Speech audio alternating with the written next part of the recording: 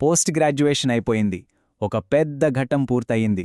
కానీ ఇప్పుడు అందరి మదిలో మెదిలే ప్రశ్న ఒక్కటే, ఇప్పుడు నెక్స్ట్ ఏంటి? చాలామందికి ఇదొక ముగింపులా అనిపించొచ్చు, కానీ నిజానికి అస్సలు కథ ఇక్కడే మొదలవుతుంది. ఈ ప్రయాణంలో మన ముందు ఏ ఏ దారులున్నాయో ఒకసారి చూద్దాం. అవును, ఈ ప్రశ్న చాలామందిని కాస్త కన్ఫ్యూజ్ చేస్తుంది కదూ. ఏళ్ల తరబడి కష్టపడి చదివిన తర్వాత ఇప్పుడు ఏ దారి తీసుకోవాలి అని. కాని భయపడాల్సిన అవసరం అస్సలు లేదు. ఎందుకంటే ఇక్కడి నుంచే అసలైన ప్రపంచం మనకోసం తలుపులు తెరుస్తుంది. నాలెడ్జ్, స్కిల్స్, ఇన్నోవేషన్ ఇలా మన ముందు బోలెడన్ని దారులు తెరుచుకునున్నాయి. గుర్తుంచుకోండి, పోస్ట్ గ్రాడ్యుయేషన్ అనేది ఏదో ఒక దారికి ఎండ్ పాయింట్ కాదు.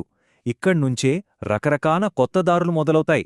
పరిశోధన చేసి కొత్త విషయాలు కనిపెట్టొచ్చు. మన ఐడియాతోనే ఒక కంపెనీ స్టార్ట్ చేయొచ్చు, లేదా ప్రపంచవ్యాప్తంగా ఉన్న అవకాశాలను అందిపుచ్చుకోవచ్చు.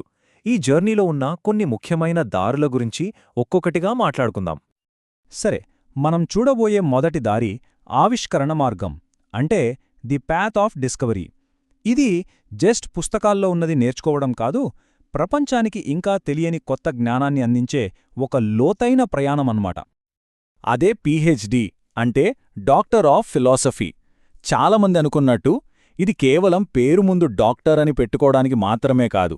ఇంజనీరింగ్, సైన్స్, లా లేదా హ్యుమానిటీస్ ఫీల్డ్ ఏదైనా సరే, అందులో లోతుగా రీసెర్చ్ చేసి మన నాలెడ్జ్కి మన వంతు కాంట్రిబ్యూషన్ ఇచ్చే ఒక గొప్ప అవకాశం ఇది. ఈ జర్నీని సింపుల్గా 3 స్టెప్స్లో చూద్దాం.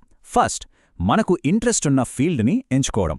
సెకండ్, యూజీసీ నెట్ లేదా గేట్ లాంటి ఎంట్రన్స్ ఎగ్జామ్స్ క్రాక్ చేయడం. ఇక ఫైనల్గా మన రీసెర్చ్కి ఫైనాన్షియల్ సపోర్ట్ ఇచ్చే స్కాలర్షిప్లు లేదా ఫెలోషిప్లు సంపాదించడం. ఇండియాలో పీహెచ్డీ చెయ్యాలంటే కొన్ని మెయిన్ ఎంట్రన్స్ టెస్ట్లున్నాయి. ఆర్ట్స్, హ్యుమానిటీస్ స్టూడెంట్స్కి యూజీసీ నెట్ చాలా ముఖ్యం. సైన్స్ వాళ్లకి సిఎస్ఐఆర్, ఇక ఇంజనీరింగ్ వాళ్లకైతే గేట్. ఇవి కాకుండా కొన్ని యూనివర్సిటీలు వాళ్ల సొంత ఎంట్రన్స్ టెస్ట్లు కూడా పెడతాయి. వీటిలో మంచి స్కోర్ సాధించడమే ఈ జర్నీలో మన ఫస్ట్ విన్. రీసెర్చ్ అంటే కేవలం బ్రెయిన్కి మాత్రమే పని కాదు, ఫైనాన్షియల్గా కూడా చాలా సెక్యూర్డ్ పాత్. ఎలాగంటే యూజీసీ జేఆర్ఎఫ్, సిఎస్ఆర్ ఫెలోషిప్స్లో నుంచి చాలా ప్రెస్టీజియస్గా భావించే ప్రైమ్ మినిస్టర్స్ రీసెర్చ్ ఫెలోషిప్ అంటే పిఎంఆర్ఎఫ్ వరకు బోలెడన్ని అవకాశాలున్నాయి. సరైన ఫైనాన్షియల్ సపోర్ట్ ఉంటే ఎలాంటి టెన్షన్ లేకుండా రీసెర్చ్ మీద ఫుల్ ఫోకస్ పెట్టొచ్చు. చూసారుగా, పీహెచ్డీ అంటే కేవలం డిగ్రీ కాదు, అదొక నాలెడ్జ్ హంట్. మరి ఈ అన్వేషణని మన దేశ సరిహద్దులు దాటించి గ్లోబల్గా చేయాలనుకుంటే అక్కడే మన రెండో దారి స్టార్ట్ అవుతుంది. అదే మన రెండో మార్గం, ది గ్లోబల్ హొరైజన్. మన కలలకు రెక్కలు తొడిగి దేశాలు దాటి ఇంటర్నేషనల్ లెవెల్లో అవకాశాల్ని అందిపుచ్చుకోవడమన్నమాట. USA, UK, Canada, Australia, Germany ఇలాంటి దేశాలు పోస్ట్ గ్రాడ్యుయేట్స్ కోసం ఒక హాట్స్పాట్ లాంటివి. ఇక్కడున్న యూనివర్సిటీలు కేవలం హై క్వాలిటీ ఎడ్యుకేషన్కే కాదు, లేటెస్ట్ రీసెర్చ్, మల్టీకల్చరల్ ఎన్వైర్న్మెంట్, ఇంకా అద్భుతమైన కెరియర్ ఆపర్చునిటీస్కి కూడా చాలా ఫేమస్. సరే, ఇక్కడే ఒక పెద్ద క్వశ్చన్ వస్తోంది. ఇండియాలో ఉండడమా లేక అబ్రాడ్ వెళ్లడమా? రెండింట్లోనూ ప్లస్సులున్నాయి. మన దేశంలో ఉంటే local expertise, strong network build అవుతుంది.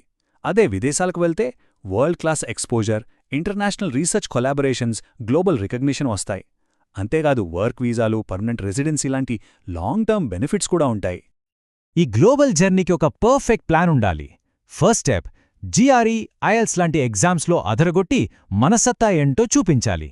సెకండ్, ఒక స్ట్రాంగ్ రీసెర్చ్ ప్రపోజల్, అకాడమిక్ రెజ్యూమేతో అడ్మిషన్స్ కమిటీని ఇంప్రెస్ చేయాలి. ఇక మూడోది, లింక్డ్ఇన్ లాంటి ప్లాట్ఫామ్స్ వాడుకుని ఇంటర్నేషనల్ ప్రొఫెషనల్స్తో కనెక్ట్ అయ్యి మనమే అవకాశాలు క్రియేట్ చేసుకోవాలి. సరే, ఇప్పటిదాకా రీసెర్చ్, గ్లోబల్ కెరియర్ చూసాం. ఇప్పుడు మూడో దారిలోకి వెళ్దాం. ఇది మన స్కిల్స్తో సొంతంగా ఒక సామ్రాజ్యాన్ని నిర్మించుకునే దారి. అదే ది ఇన్నోవేటర్స్ బ్లూ ప్రింట్. మన పోస్ట్ గ్రాడ్యుయేషన్ డిగ్రీకి కొన్ని ప్రొఫెషనల్ సర్టిఫికేషన్స్ తోడైతే అది కెరియర్కి రాకెట్ ఫ్యూల్ లాంటిది. ఉదాహరణకి ఫైనాన్స్లో సిఎఫ్ఏ చేస్తే ఇన్వెస్ట్మెంట్ ఎక్స్పర్ట్ అవ్వచ్చు. టెక్లో ఏఐ, డేటా సైన్స్ సర్టిఫికేషన్లు మనల్ని ఫ్యూచర్ టెక్నాలజీలో ఎక్స్పర్ట్గా నిలబెడతాయి. ఇవి మన స్కిల్స్ పెంచడమే కాదు, జాబ్ మార్కెట్లో మనల్ని స్పెషల్గా నిలబెడతాయి. అయితే మనం నేర్చుకున్న స్కిల్స్తో కేవలం జాబ్ చేయడమేనా? కాదు, దాన్ని ఒక బిజినెస్గా, ఒక స్టార్టప్గా కూడా మార్చొచ్చు. మన దగ్గర ఒక మంచి ఐడియా ఉంటే చాలు, దానికి సపోర్ట్ చేయడానికి ఇప్పుడొక పెద్ద ఎకోసిస్టమే రెడీగా ఉంది. ప్రస్తుతం ఇండియాలో స్టార్టప్లకు దొరుకుతున్న సపోర్ట్ అంతా ఇంతా కాదు. స్టార్టప్ ఇండియా లాంటి గవర్నమెంట్ స్కీమ్స్ ఫండింగ్ ఇస్తుంటే, ఐఐటీలు, ఐఐఎంలలో ఉన్న ఇంక్యుబేషన్ సెంటర్స్ మన ఐడియాలకి ఒక రూపాన్నిస్తాయి. అంటే మన కలల్ని నిజం చేసుకోవడానికి కావలసిన సపోర్ట్ అంతా ఇక్కడే ఉందన్నమాట. ప్రస్తుతం కొన్ని ఫీల్డ్స్లో ఇన్నోవేషన్కి విపరీతమైన డిమాండ్ ఉంది.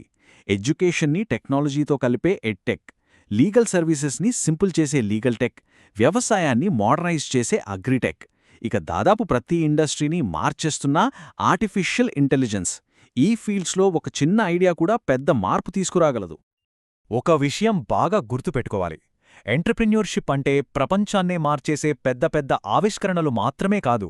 మన చుట్టూ ఉన్న ఒక చిన్న సమస్యకి మనమొక సొల్యూషన్ కనిపెట్టగలిగితే చాలు. ఆ ఐడియానే చాలా విలువైనది. సో మనం ఇప్పటిదాకా 3 డిఫరెంట్ దారుల గురించి మాట్లాడుకున్నాం: రీసెర్చ్, గ్లోబల్ కెరియర్, ఇంకా ఇన్నోవేషన్. ఇప్పుడు వీటన్నిటినీ మైండ్లో పెట్టుకునే మన ఫ్యూచర్కి కరెక్ట్ స్టెప్ ఎలా వేయాలో ఆలోచించుకుందాం. అందరం గుర్తుంచుకోవాల్సిన ఒక ముఖ్యమైన విషయమేంటంటే, చదువు అనేది ఒక డిగ్రీతో ఆగిపోయేది కాదు. అది లైఫ్ లాంగ్ మన ఫ్యూచర్ని మనమే నిర్మించుకునే ఒక ప్రాసెస్. మనం నేర్చుకున్న ప్రతి స్కిల్ రేపటి మన కొత్త ఆరంభానికి ఒక ఫౌండేషన్ స్టోన్. మరిప్పుడు చెప్పండి, ఒక రీసెర్చర్గా కొత్త జ్ఞానాన్ని సృష్టిస్తారా? గ్లోబల్ ప్రొఫెషనల్గా ప్రపంచాన్ని చుట్టేస్తారా? లేక ఒక ఇన్నోవేటర్గా కొత్త సొల్యూషన్స్ కనిపెడతారా? దారి ఏదైనా సరే, జర్నీ మాత్రం మీదే. మీ కథలో నెక్స్ట్ చాప్టర్ ఏంటి?